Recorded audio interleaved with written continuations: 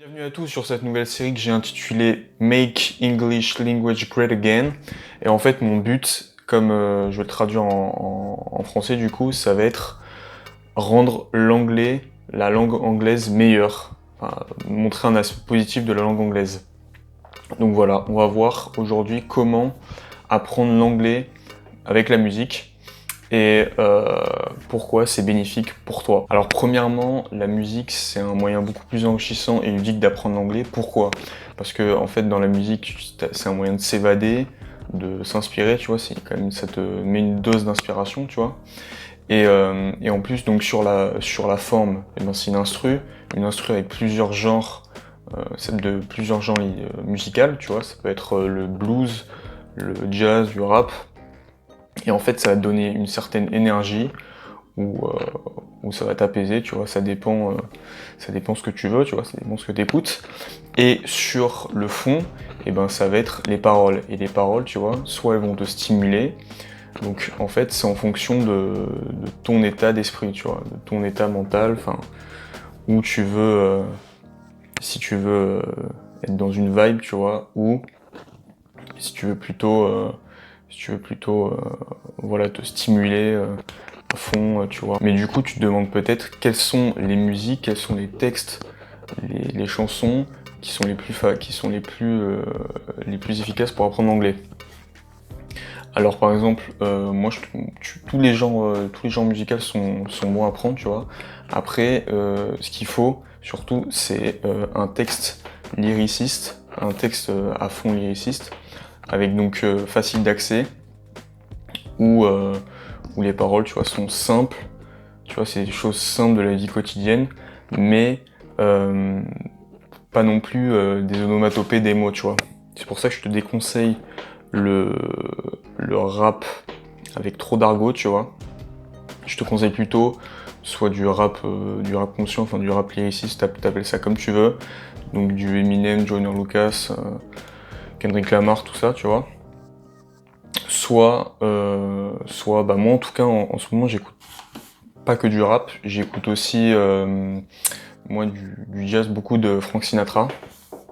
Et donc du coup dans un son, dans une musique, il dit I want to wake up in a city that doesn't sleep.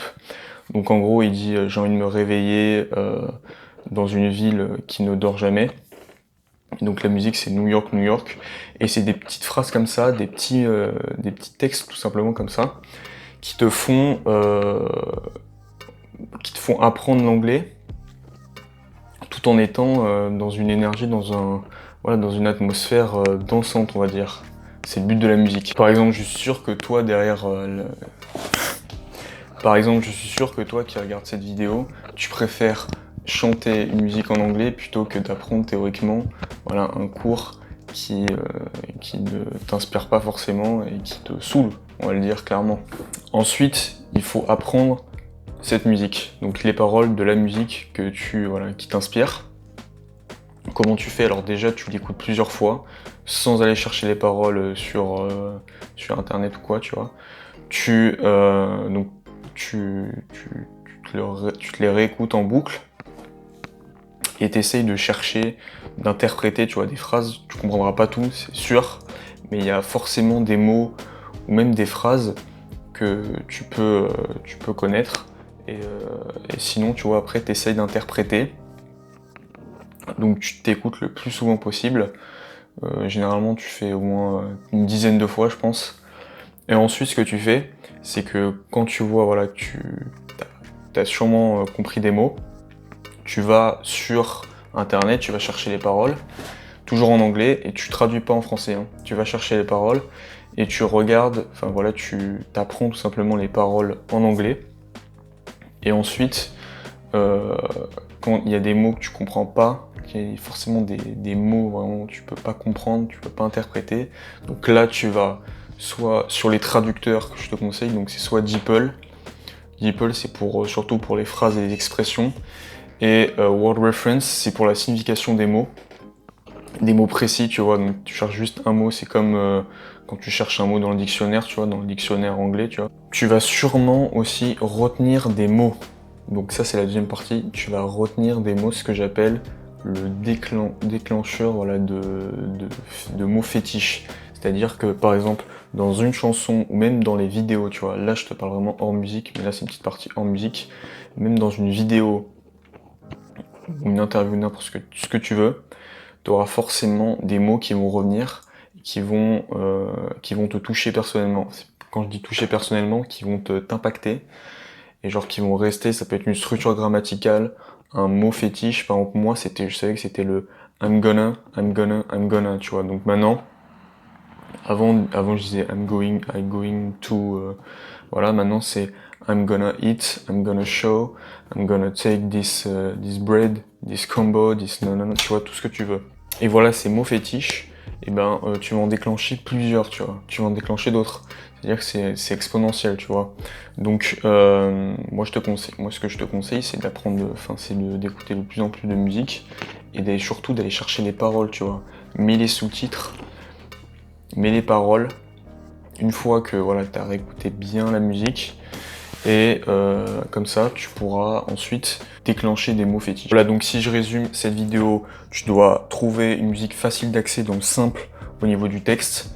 Ensuite, trouve un genre musical voilà, qui t'inspire, une musique qui t'inspire, voilà, qui est vraiment dans ton état du moment. C'est pour avoir plus de volonté, et plus de volonté de ta part, tu vois, pour l'apprendre, tu vois, pour t'investir dans cet apprentissage, tu vois. Ensuite, donc évite les argots, donc les musiques de rap avec trop d'argot, parce que l'argot en fait, si tu réfléchis, ça va pas te servir à grand chose, à part pour de la culture, tu vois, pour la culture et pour aller dans les quartiers chauds, tu vois, les ghettos. Mais voilà, sinon ça va pas servir dans la vie tous les jours, dans la vie courante. Ensuite, donc trouve des mots fétiches, crée des mots fétiches, crée-toi des mots fétiches. Donc il faut qu'au fil, voilà, au fil des musiques que tu écoutes, tu arrives à repérer voilà, des mots des mots vraiment qui te reviennent à chaque fois et voilà, qui restent gravés dans ta mémoire. Et ensuite, dernièrement, c'est le plus important, c'est faut faire ça au quotidien. Donc régulièrement, ou pas forcément au quotidien, mais régulièrement, c'est-à-dire au moins 4 fois par semaine, tu vois, pour améliorer ton niveau et pour rester dans le moule, tu vois, parce que sinon, si tu te déconnectes, après, le niveau, il rechute. Donc voilà, c'est la fin de la vidéo. Donc si t'as aimé, si t'as envie que j'approfondisse ce sujet, dis-le moi en commentaire, drop ton like pour me donner du soutien. Et voilà, j'ai créé aussi, j'ai une formation gratuite qui t'apprend à devenir plus débrouillant en anglais et à délaisser l'anglais académique de l'école. Donc tu peux la retrouver en cliquant dans le lien dans la description. Ensuite, tu peux d'ores et déjà t'abonner à ma liste, à mes emails privés qui sont aussi dans le lien dans la description. Ils vont arriver bientôt. Je pense faire un email hebdomadaire pour donner des conseils dans l'apprentissage de ton anglais. Et voilà, n'hésite pas aussi à t'abonner à mon Instagram, FlexiZoneUS, voilà, pour retrouver tous les posts inspirants des rappeurs US, et même plus que des rappeurs, des acteurs, voilà, tout ce qui concerne la culture US. Je vous dis à bientôt pour de nouveaux contenus, ciao, bye bye, et surtout, trust yourself.